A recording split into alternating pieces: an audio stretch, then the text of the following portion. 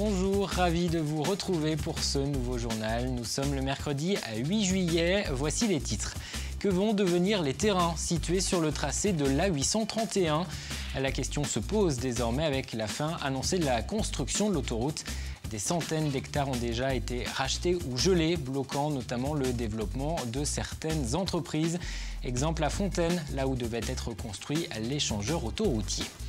1 million de malades soignés chaque année grâce au don du sang, alors que les besoins sont toujours aussi importants, voire plus importants sur le littoral.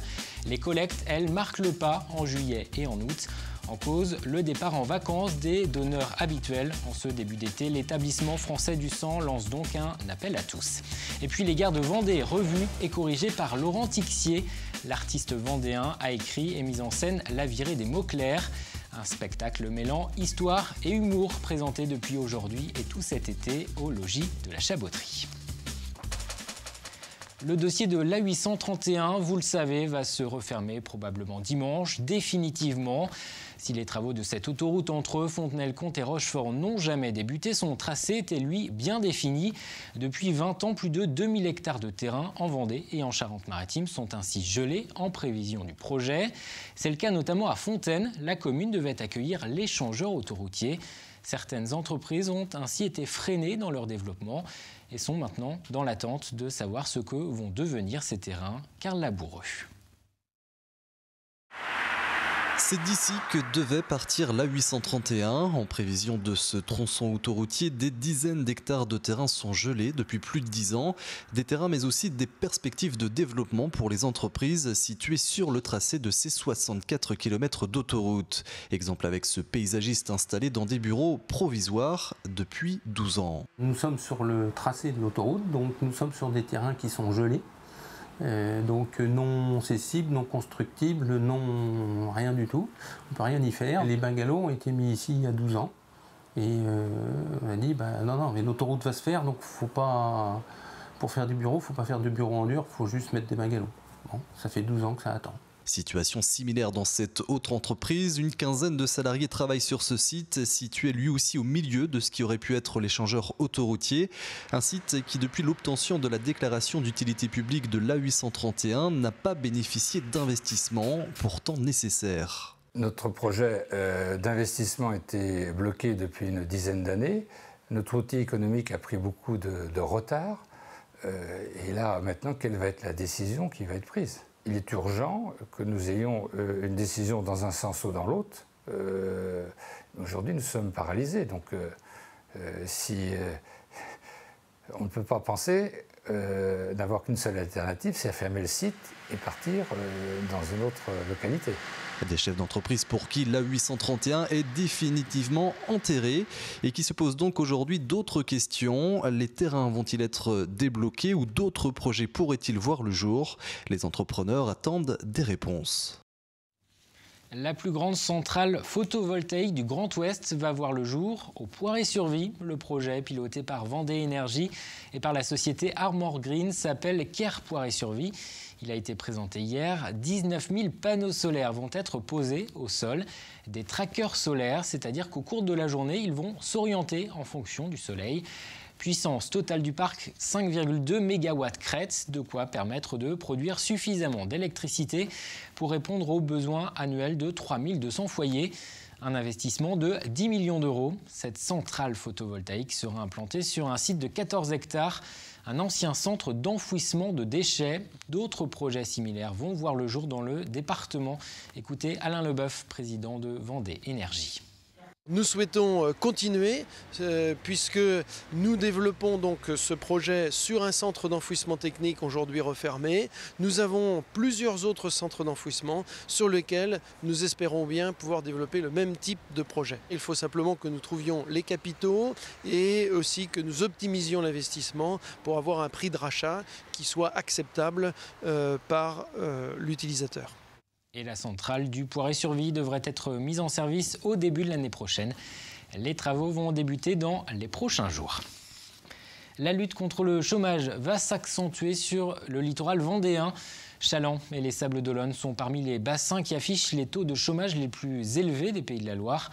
Alors l'État a décidé de mettre en place un service public de l'emploi de proximité.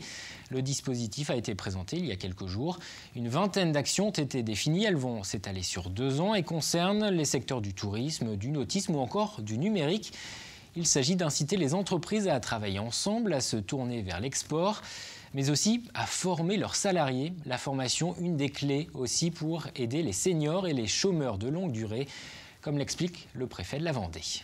Le paradoxe, c'est qu'on a à la fois un taux de chômage important, encore une fois, 11,5% de la population active, c'est-à-dire un niveau très élevé en Pays de la Loire, probablement l'un des plus élevés, et des entreprises qui, dans le même temps, ne trouvent pas d'offres d'emploi qui répondent à leurs besoins, ne trouvent pas de personnes suffisamment qualifiées.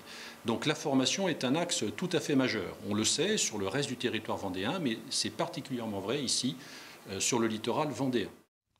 La baignade interdite ce mercredi au Sables d'Olonne, une fermeture préventive de la grande plage, mais aussi de celle de Tanchet après la rupture d'une canalisation d'eau usée mardi soir. Face au risque de pollution, la mairie a décidé de hisser le drapeau rouge. Des analyses bactériologiques ont été effectuées pour savoir s'il y a eu ou non contamination des eaux de baignade. La réouverture de la plage est conditionnée aux résultats de ces prélèvements qui devraient être connus dans la soirée. Et si cet été, vous sauviez des vies ? C'est la proposition que fait l'établissement français du sang. Elle vient de lancer une campagne de communication. 650 dons sont nécessaires chaque jour en Pays de la Loire pour faire face aux besoins des malades. Et l'été est une période sensible, car avec la fréquentation touristique, les hôpitaux de la région ont plus besoin potentiellement de ces poches de sang. Mais les donneurs, eux, sont moins nombreux. Les collectes dans les entreprises, dans les établissements scolaires s'arrêtent. Et les donneurs habituels partent aussi en vacances. Alors, chaque don est important. Julie Durand. Élise a 19 ans, mais c'est déjà la 2e fois qu'elle vient ici.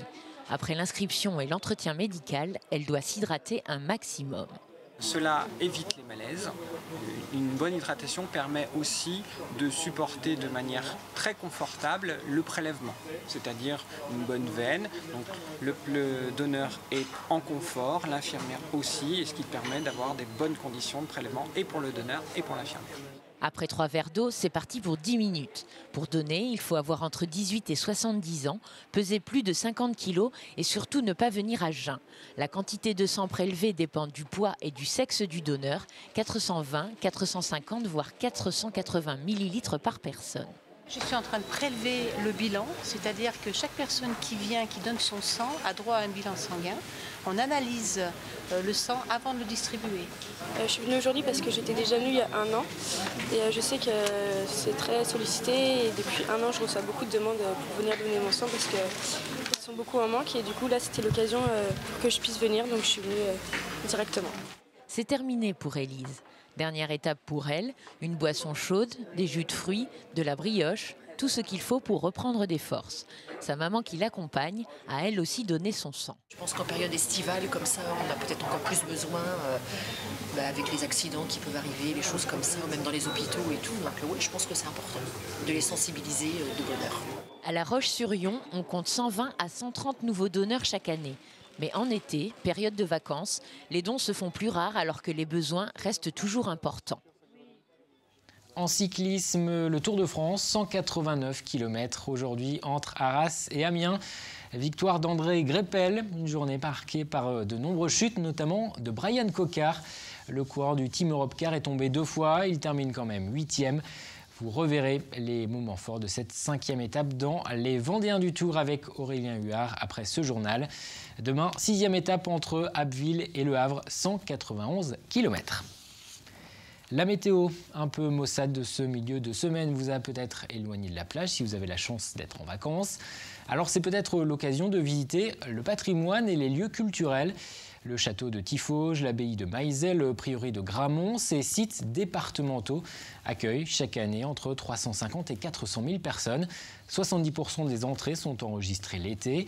Et pour inciter les visiteurs à découvrir ces sites à moindre coût, il existe un pass pour un accès illimité. C'est ce que rappelle le conseiller départemental François Bon.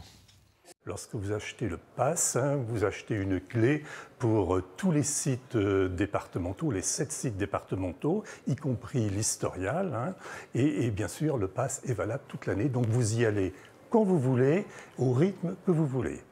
Et vous pouvez consacrer une matinée à un site et revenir 3 jours plus tard ou 3 semaines plus tard ou 3 mois plus tard pour compléter votre visite.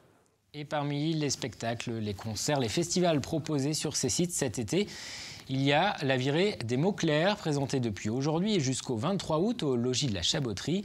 Un spectacle écrit et mis en scène par l'artiste Laurent Tixier, qui prend pour cadre les guerres de Vendée et dans lequel les comédiens jonglent entre humour et action, avec notamment des combats d'épée. Anthony Jamin. Nous sommes fin 18e, au moment des guerres de Vendée. Un père et sa fille fuient leur logis incendié. Ils arrivent à la Chaboterie, y font une halte, négocient l'achat d'un cheval. Malheureusement, à cette époque, la Chaboterie est le quartier général d'une troupe de hussards de la mort, prêts à mourir au nom de leur liberté. Vaincre ou mourir ? Non ! Et ils sont vraiment conformes à ce que les iconographies nous ont rapporté et les témoignages aussi, c'est-à-dire ils sont bardés de têtes de mort, ils ont 35 mètres de brandebourg par costume, 145 boutons, c'est autant de protection et puis surtout ils n'ont pas peur de mourir, c'est leur devise, vaincre ou mourir, la liberté ou la mort. Ce spectacle de Laurent Tixier s'articule donc autour de 4 comédiens qui marient théâtre, humour et maniement des armes. Notamment la jeune Éléonore, symbole de rébellion, un rôle que porte Anaïs Levasseur, venue remplacer au pied levé une comédienne blessée. C'était un peu ça qui me faisait peur, en fait, c'était la mémoire, parce que j'ai commencé à prendre les combats hier, et du coup ça faisait beaucoup de choses à se rappeler, et puis surtout ce qui est hyper important, c'est que ça soit pas dangereux, quoi.